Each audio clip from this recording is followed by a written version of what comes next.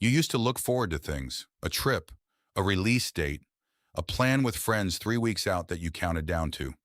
Now the trip happens, the friends show up, the thing you wanted finally arrives, and you feel fine, maybe a 6 out of 10. Never the thing you remember feeling as a kid or even a few years ago. You tell yourself maybe you're just tired, or busy, or getting older and less easily impressed. But none of those explanations quite land, because it's not just one thing that stopped exciting you. It's almost everything, all at once. And that's a strange kind of coincidence if it's really just tiredness. Here's the part that might actually surprise you. Excitement was never really about the thing you were waiting for. It was about the gap between what you expected and what you got. And that gap is exactly what's disappearing. Your brain doesn't reward you for good things happening. It rewards you for good things happening that it didn't already predict.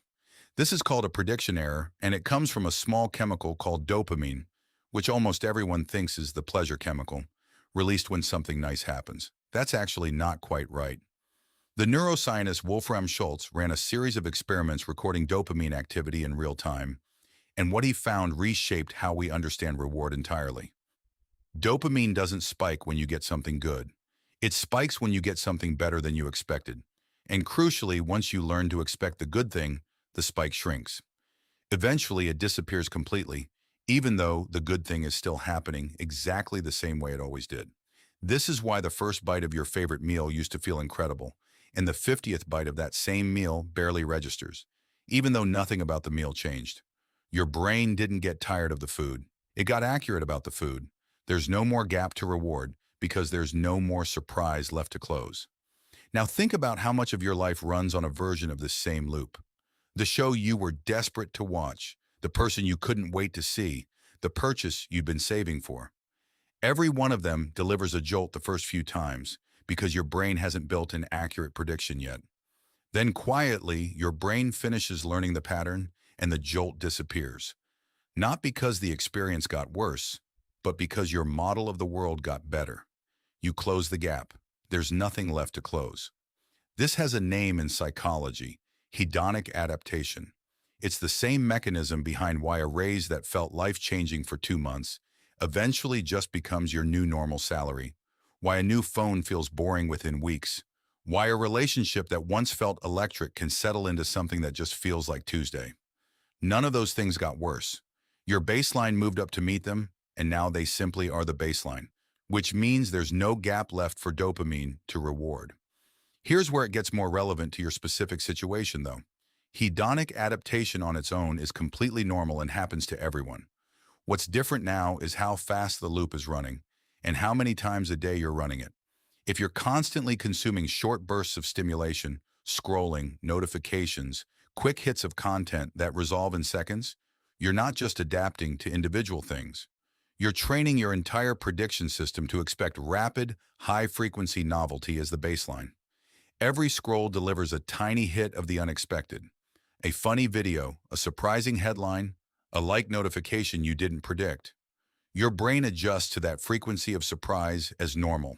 And once high-frequency novelty becomes your baseline, anything slower, anything that requires patience or build-up, anything that used to be genuinely exciting on its own timeline now feels flat by comparison.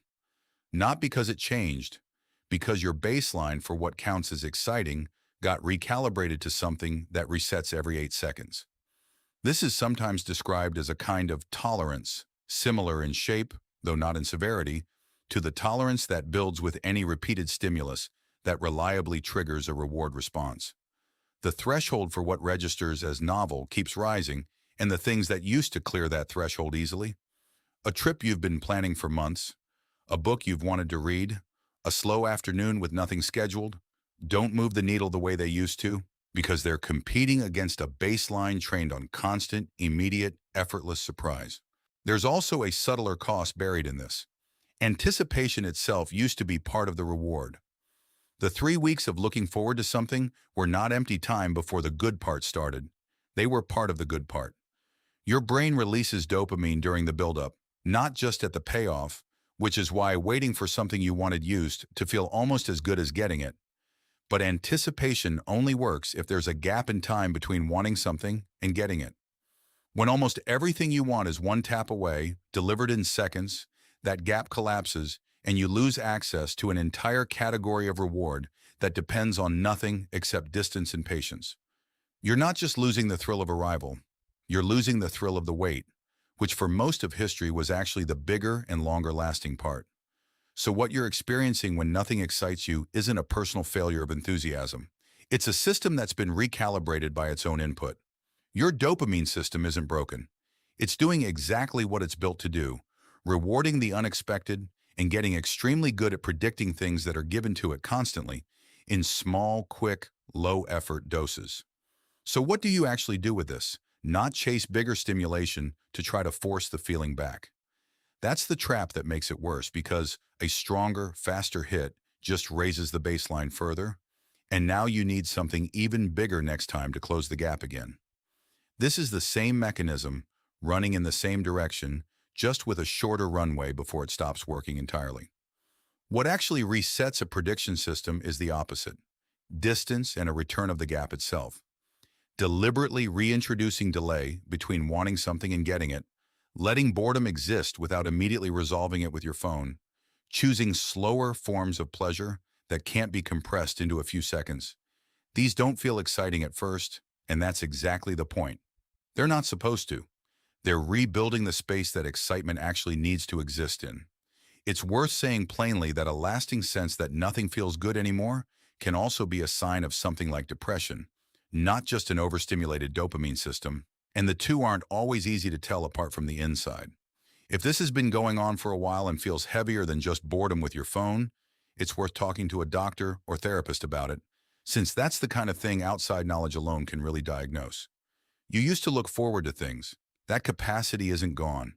It's just buried under a baseline built for constant, tiny, effortless surprise, and the only way back to it runs through the exact thing that baseline was built to eliminate: waiting.